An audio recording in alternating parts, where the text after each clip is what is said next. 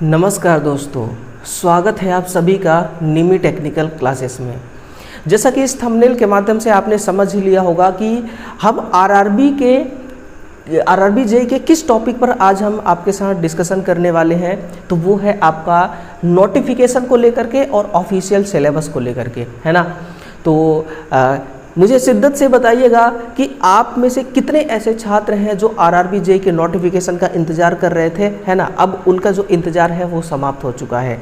ठीक, देखिए सबसे पहले तो 2014 में इसकी वैकेंसी आई थी और वो वैकेंसी आई थी आपकी लगभग 6000 प्लस वैकेंसी थी। फिर आपका वैकेंसी आया था 18-19 में, ये वैकेंसी थी 13000 प्लस वैकेंसियाँ थी। अब इस बार जो वैकेंसी आई है ये है वैकेंसी 7000 प्लस, है ना। तो वैकेंसी में थोड़ा सा डिफरेंस आपको जरूर देखने को मिल रहा है, बट कोई ना दोस्तों, जो वैकेंसी आई है उसी के रिगार्डिंग हम यहाँ पर जो संदेश है वो लेकर के आए हैं, सिलेबस को लेकर के और नोटिफिकेशन को लेकर के, ठीक है ना। तो पहले तो मैं आपको ये बता देना चाहूँगा कि भाई जो इसका नोटिफिकेशन है वो आउट हो चुका है और अभी ऑफिशियली आपको कहीं पर नहीं मिलेगा। रेलवे के किसी भी साइट पे आप चले जाइए, आपको ऑफिशियली तरीके से नहीं मिलेगा, लेकिन जो रोजगार निर्माण होता है एम्प्लॉयमेंट नोटिस, उसके अंदर इसके नोटिस को निकाला गया है ना। ध्यान दीजिएगा, मैं आपको एक बार वो नोटिस दिखा देना चाहूँगा और नोटिस दिखा करके कुछ बातें करते हैं अपन यहाँ पर, है ना। देखिए ये है वो नोटिस, यही है वो नोटिस, देखिएगा यही है एम्प्लॉयमेंट नोटिस है ना, जिसको रिलीज किया गया है। इसका वीडियो मैं प्रॉपर तरीके से दे चुका हूँ, क्या है माजरा।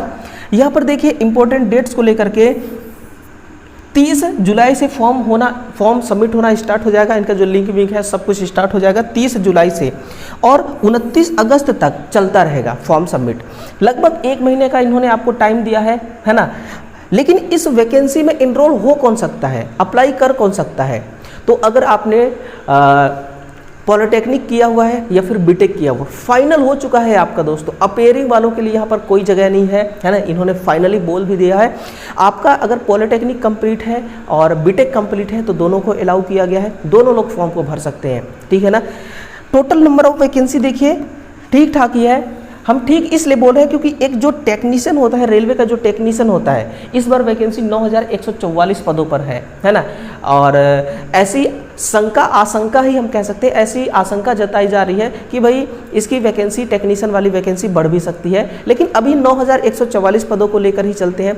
तो जेईई जो होता है ना, वो टेक्नीशियन के एक लेवल ऊपर वाली पोस्ट होती है, ठीक है ना। जिसे कहते हैं ना कि एक बॉस होता है और बॉस के अंडर में कुछ कर्मचारी काम करते हैं, वैसे ही जेईई होता है। और जेईई के अंडर में जो एम्प्लॉय होते हैं वो होते हैं इनके टेक्नीशियन, है ना। और एक जेईई के अंडर में कम से कम 10 से 11, 10 से 15, 10 से 20, है ना, वहाँ पर टेक्नीशियन काम कर रहे होते हैं, जैसा उनका टीम होता है, ठीक। तो 9000 और 7000 में ज़्यादा आपको गैप नहीं दिख रहा है, तो उसके अकॉर्डिंग देखा जाए तो 9934 यानी कि लगभग 10,000 जो पोस्ट, 7934, लगभग जो 8000 पोस्ट है ना, ये अपने आप में बहुत बड़ी पोस्ट है, ठीक है ना। ये तो पोस्ट को लेकर के हो गई। जो कि जूनियर इंजीनियर, डिपोट मटेरियल, है ना, ये सब यहाँ पर केमिकल असिस्टेंट वगैरह की वैकेंसी है, जो लेवल 6 के अंदर काउंट की जाती है। 35,400 इनिशियल पे है, 18-36 से लेकर अनरिजर्व। EWS का यहाँ पर क्या है, एज लिमिट है ना। बाकी जिसको जितना छूट मिलता है वो सब कुछ मिल रहा है। 7934 पद पर यहाँ पर वैकेंसी है। अब ये जो है वैकेंसी, इसकी तैयारी अपन कैसे करें, क्या क्या सिलेबस होता है ना। और उस सिलेबस में पर्टिकुलर अगर हमको मान लीजिए 10 नंबर का पढ़ना है, मान लीजिए जैसे साइंस है, अगर 30 नंबर का पढ़ना है आपको, तो पर्टिकुलर क्या पढ़ना होगा कि 30 नंबर आपका कवर हो सके, है ना। उसको सुनिएगा। देखिए सबसे पहले तो मैं आपको वो सिलेबस ही दिखाना चाहूँगा, जो सिलेबस दोस्तों मैं आज आपके लिए लेकर आया हूँ। देखिएगा वो सिलेबस है ये, कहाँ गई,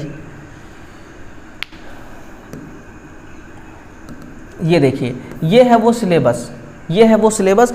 अब इस सिलेबस का मैं कुछ खास बात आपको बताना चाहूँगा। सबसे पहले देखिए, ये जो भर्ती होती है, कुछ बच्चे ऐसे भी होंगे जो रेलवे, आरआरबी, जेईई के इस पद के लिए पहली बार फॉर्म को अप्लाई करेंगे, उनको पता नहीं है प्रोसेस क्या होता है वैकेंसी की। तो थोड़ा सा आप सुनिए। सबसे पहले इनका जो सीबीटी एग्ज़ाम होता है वो स्टेज फर्स्ट, वो होता है आपका स्टेज फर्स्ट होता है। फिर आपका होता है स्टेज सेकेंड, इसके बाद होता है डॉक्यूमेंट वेरिफिकेशन, फिर होता है आपका मेडिकल, है ना, मेडिकल एग्जामिनेशन, मेडिकल एग्जामिनेशन, इसके बाद आपका फाइनल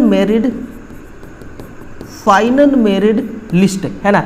तो ये 1 2 3 4 5 ठीक है ना, ये तो आपका सीबीटी एग्जाम का ही है 2 पार्ट ठीक है ना। फिर document verification, medical exam, final merit list, इसके बाद ज्वाइनिंग आपको मिल जाएगी। ये इनका एक प्रक्रिया होता है ना, इस वैकेंसी को कंप्लीट करने का एक प्रोसेस होता है। चलिए अब समझते हैं कि भाई सीबीटी एग्जाम जो आपका आरआरबी जेईई का सीबीटी फर्स्ट एग्जाम का जो पैटर्न्स है वो क्या है। मैं सिलेबस बताऊं उससे पहले मैं आपको एक बात और बता देना चाहता हूं कि भाई रेलवे की हर वैकेंसी में नेगेटिव मार्क चलता है भैया, तो दबा के इसमें भी नेगेटिव मार्क है ठीक है ना। तो नेगेटिव मार्क के साथ हम बात करेंगे यहाँ पर। अगर इसमें हम सब्जेक्ट को देखें तो सब्जेक्ट में सबसे पहला हमारा टॉप पर आता है मैथ। क्या आता है? मैथ। 30 नंबर का आपका मैथ पूछा जाए, 30 क्वेश्चन मैथ के होंगे और 30 नंबर के होंगे, ये भी ध्यान रखना। जनरल इंटेलिजेंस, ये भी आपके 25 क्वेश्चन है और ये भी 25 नंबर के पूछे जाएंगे है ना। अब आ जाइए जनरल अवेयरनेस पे, जिसको हम कहते हैं जीए, 15 क्वेश्चन 15 नंबर के। जनरल साइंस में क्या क्या पढ़ना होगा? फिजिक्स, केमिस्ट्री, 30 क्वेश्चन 30 नंबर के। टोटल नंबर आप क्वेश्चन देखा जाए तो 100 और 100 नंबर का ठीक है ना। इन 100 क्वेश्चन को हैंडल करने के लिए टाइम कितना मिलेगा? वो आपको मिलेगा 1.5 आवर, यानी कि 90 मिनट का समय मिलेगा। 90 मिनट में ही 100 क्वेश्चन को आपको रगड़ना होगा। ये सीबीटी फर्स्ट का पैटर्न्स होता है ना। अब सीबीटी फर्स्ट को अगर आप सही तरीके से क्लियर करेंगे, सही तरीके से पढ़ लेंगे, तो सीबीटी 2 में भी ये काम आने वाला है, सीबीटी फर्स्ट का सिलेबस। इसलिए नॉन टेक जो है दोस्तों, नॉन टेक से आप नहीं बच सकते हैं। हालांकि आपका जो टेक्निकल है वो भी 100 नंबर का पूछा जा रहा है, लेकिन ये एक क्वालिफाई नेचर का होता है। किस नेचर का होता है? ये क्वालिफाइंग नेचर का होता है। यहाँ पर आपको पास होना बहुत ज़रूरी है। ये प्रीलिम्स टाइप का है। यहाँ अगर आप पास हो जाते हैं तभी आप जो है वो सीबीटी 2 के लिए अलाउ होंगे, अन्यथा सीबीटी 2 आप नहीं दे पाएंगे। यानी कि क्वालिफाइंग नंबर कितना है, किस कोटा के लिए कितना है, अनरिजर्व के लिए कितना है, एसटी एससी के लिए कितना है, इससे आपको इस बात पर आपको नहीं उलझना है, नहीं इस बात पर आपको ध्यान देना है। क्योंकि अगर मान लीजिए 100 नंबर का आपका एग्जाम होना है, अगर ये सीबीटी 2 के लिए अगर मान लिया जाए 15 गुना बच्चे या फिर 20 गुना बच्चे, टोटल नंबर ऑफ वैकेंसी क्या है ना, अगर ये सिलेक्ट करें सीबीटी 2 के लिए, तो ये टॉप में जितने स्टूडेंट होंगे वहाँ से शुरुआत करेंगे, और अगर 15 गुना लेना हो तो नीचे 15 गुना तक आएंगे है ना। तो आपको इसमें क्वालिफाई तो करना जरूरी है, लेकिन ओनली क्वालिफाई करना जरूरी नहीं है। जो इनका लेके 15 गुना का लिस्ट बनेगा, उस 15 गुना के लिस्ट में आपको आना है, ठीक है ना, तभी आप सीबीटी 2 दे पाएंगे। ओके, ये हो गया आपका सीबीटी फर्स्ट के लिए। अब सीबीटी सेकेंड के लिए चलते हैं। ये रही आपकी सीबीटी सेकेंड के लिए। तो सीबीटी सेकेंड में क्या है? वही जनरल अवेयरनेस, आपको और कुछ नहीं पढ़ना है ना। वही जनरल अवेयरनेस 15 क्वेश्चन 15 नंबर के है। यहाँ पर फिजिक्स एंड केमिस्ट्री, वही जो आपका जनरल साइंस है ना, वहीं से 15 क्वेश्चन पूछे जाने हैं। बेसिक कंप्यूटर एंड एप्लीकेशन ये नहीं था है ना, यहाँ पर आपको कंप्यूटर है। अब बात आती है भाई सर हम कंप्यूटर में कितना पढ़े कि हमारा जो 10 नंबर है वो कंप्लीट हो जाए है ना, 10 नंबर कंप्लीट हो जाए। उस पर भी मैं अभी आता हूँ। Basic of enrolment and pollution control, ये भी आपका 10 नंबर का है, ठीक है ना, 10 क्वेश्चन। और यहाँ से आप देख पा रहे होंगे टेक्निकल एबिलिटी है ना, जो आपका जिस ब्रांच से फॉर्म को अप्लाई करेंगे, सिविल है, मैकेनिकल है, इलेक्ट्रॉनिक है, इलेक्ट्रिकल है ना, उससे आपका 100 क्वेश्चन पूछा जाएगा। यानी कि 100 और ये 50 कितना हो गया? 150 और 100 नंबर का आपका सीबीटी फर्स्ट है ना। देखिए सीबीटी फर्स्ट में कितना पूछा जा रहा है?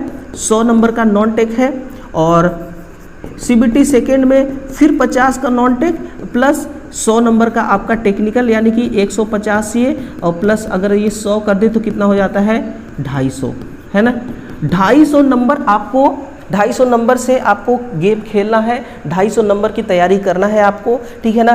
तो इसमें सबसे ज़्यादा रोल किसका है? नॉन टेक्निकल का। सीबीटी फर्स्ट में भी जो है और सीबीटी सेकेंड में भी है, ध्यान रखना है ना। तो ये तो आपका एग्जाम का हो गया। किसका हो गया? ये है आपके सीबीटी फर्स्ट और सीबीटी सेकेंड। अब आते हैं कि भाई आपका जो है ये इसमें पढ़ना क्या क्या है। तो पढ़ने के लिए आप देखिएगा है ना, देखिए सबसे पहले यहाँ पे ले चलता हूँ, ये रहा मैथमेटिक्स का, ये रहा मैथमेटिक्स का, है ना। ये मैथ में क्या क्या आपको पढ़ना है ताकि आप नंबर मैक्सिमम से मैक्सिमम गेन कर सकें। देखिए सिंप्लीफिकेशन भी है, नंबर सिस्टम भी है, रेशियो प्रोपोर्शनल भी है, फिर है एवरेज, एलसीएम, एचसीएफ है, परसेंटेज है, प्रॉफिट लॉस है ना, डिस्काउंट है, टाइम वर्क है, पाइप है, सिस्टेंस है, टाइम एंड डिस्टेंस है, ट्रिग्नोमेट्री है, सिंपल कंपाउंड इंटरेस्ट है, एज बेसिस क्वेश्चंस है ना, मेंसुरेशन है, अलजेब्रा है, स्टैटिस्टिक्स है ना, प्रोबेबिलिटी है। तो ये सब कुछ आपको पढ़ना होगा, लेकिन इसमें खो नहीं जाना है आपको, इसमें खो नहीं जाना है आपको। मैथ है, ज़्यादा क्वेश्चन नहीं है, 15 क्वेश्चन पूछे जा रहे हैं, इनके बेसिक को कवर करिए। आपका जो मैथ है ये 15 नंबर आपको जरूर दिलाएगा। बेसिक कवर करना है दोस्तों, है ना। इसी प्रकार से आप इसको भी देखिएगा, है ना, आप इसको भी देखिए। जनरल इंटेलिजेंस जो है इसका है ये, है ना, ये एनालॉजिक है, क्लासिफिकेशन है, coding decoding series, blood relation, direct, है ना, डायरेक्शन सेंस, सिटिंग अरेंजमेंट है ना, सिलोलिज्म है, जंपिंग है, डाटा सफिशिएंट है, क्लॉक कैलेंडर है, इन सब के बारे में आपको पढ़ना है, ठीक है ना। और देखिए अब आपके पास टाइम नहीं है ज़्यादा पढ़ने का, ये भी ध्यान रखिएगा, तैयारी करने का ज़्यादा टाइम नहीं है, क्योंकि जब नोटिफिकेशन आ जाता है ना तो फिर टाइम बहुत कम बचता है, टाइम जो है बहुत कम बचता है। जनरल अवेयरनेस के सारे टॉपिक्स हैं, ठीक है ना, और फिर आपका जनरल साइंस का है, फिजिक्स केमिस्ट्री, अच्छा बायो भी है ना, बायो भी है, ध्यान रखना, फिजिक्स केमिस्ट्री बायो तीनों है। तो ये है आपका कंप्यूटर का, है ना, इंट्रोडक्शन पढ़ना है, कंप्यूटर का जनरेशन पढ़ना है, इनपुट आउटपुट डिवाइस पढ़ना है, ऑपरेटिंग सिस्टम है, नेटवर्क है, कंप्यूटर वायरस है, कंप्यूटर हार्डवेयर सॉफ्टवेयर है, प्रोग्रामिंग लैंग्वेज है, MS वर्ड है, MS एक्सेल है, ये सब कुछ आपको आना चाहिए, ठीक है ना। कंप्यूटर इसलिए पूछ रहा है क्योंकि आप RRB JEE है, आपके अंडर में वहाँ पर जो कर्मचारी हैं वो काम करेंगे, और उन सभी का जिस भी प्रकार का डाटा है वो डाटा आपको स्टोर करना होगा, और आपको वहाँ पर जो कंप्यूटर है ना, वो ऑफिशियली काम भी आपको मिल सकता है। तो कंप्यूटर चलाने कहने का मतलब आना चाहिए आपको, इसलिए यहाँ पर कंप्यूटर का नॉलेज भी होना जरूरी है।